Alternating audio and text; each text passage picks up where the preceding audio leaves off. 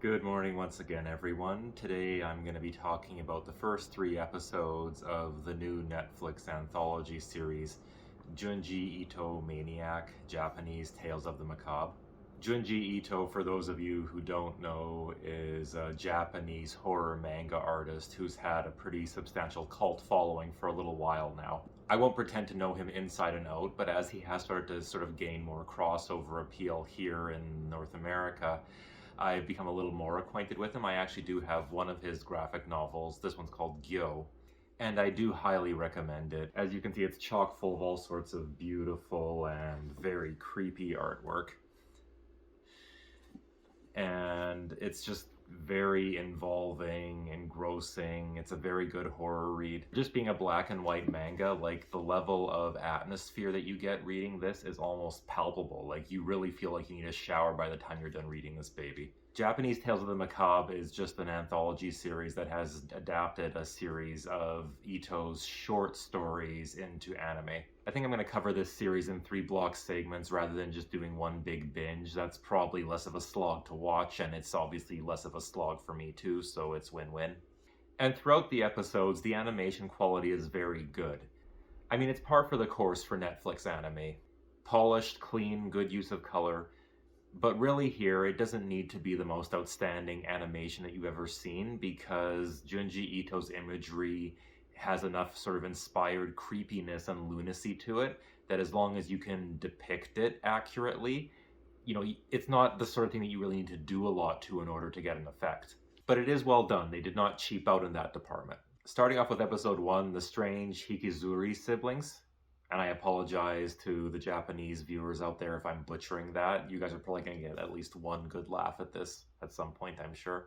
But the strange Hikizuri siblings, this one is, out of the ones that I've seen so far, probably the weakest. I mean, I didn't hate it, but now that I've seen at least 3 episodes, it kind of makes me wonder why they thought that this was the one to lead off on. I mean, it's creepy and gross enough, I guess, but there really isn't much to it. I mean, these are all pretty simple stories, but even then, there's not much going on here. Essentially, a photographer stumbles across a creepy and gross family, and you just watch them be creepy and gross for 24 minutes.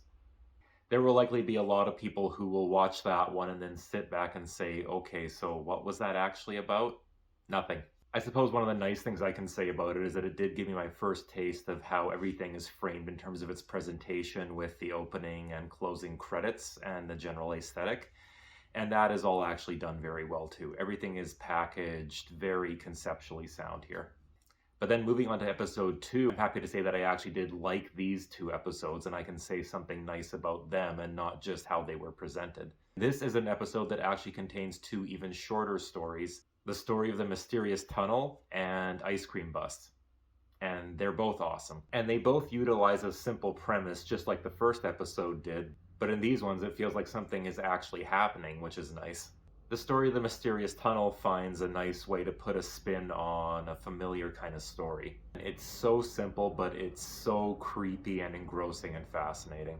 And then we have the ice cream bus, which is about a bunch of kids who are all drawn for some weird reason to a mysterious ice cream man and his product. All I'm going to say about this one is that it ends on an awesomely disgusting note that sort of feels like what you might get if Junji Ito ever did his own adaptation of Brian Yuzna's Society.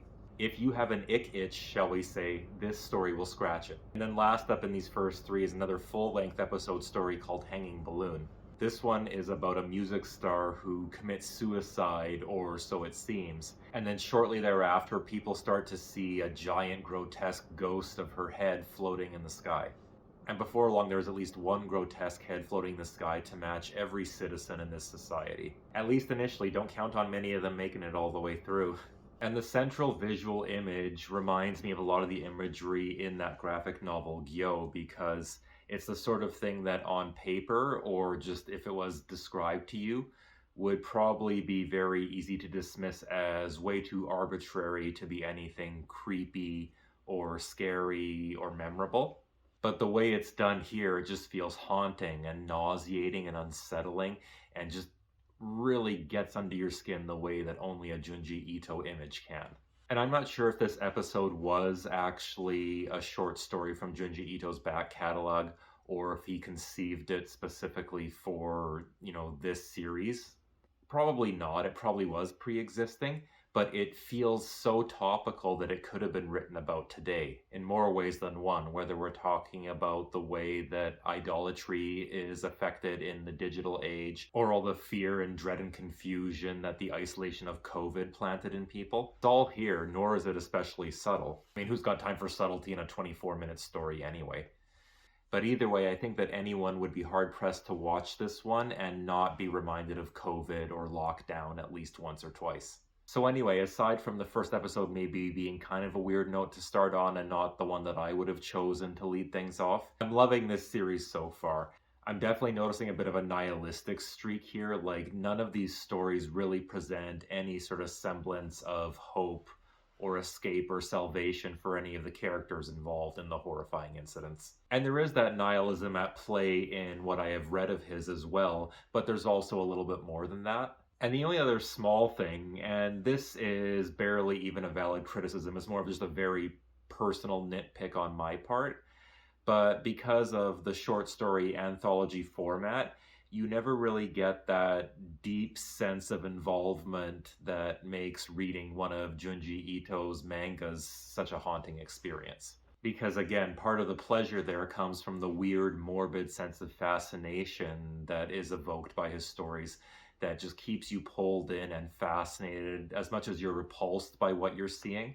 You can't help but wonder what is going to happen next, and there's just something in you, like you're just like, man, I have to get to the end of this story even if I have to keep diving through all this shit. Here it can feel a little more like people are just being dropped into hopeless situations and you're sitting there watching them being hopeless, like fish flopping around in a bear's den. But again, with a format like this, that's probably the way to go, and I do have to commend everyone involved for not trying to bite off more than they can chew in any story. So rather than being a journey like one of his novels might be, every story you get here is essentially a ride. And a damn entertaining one in most cases, with some imagery that will definitely stick with you. That's all I've got so far. I highly recommend checking this out if you are a horror fan, and I will catch you all soon with another 3 episodes from this series. Have an awesome day.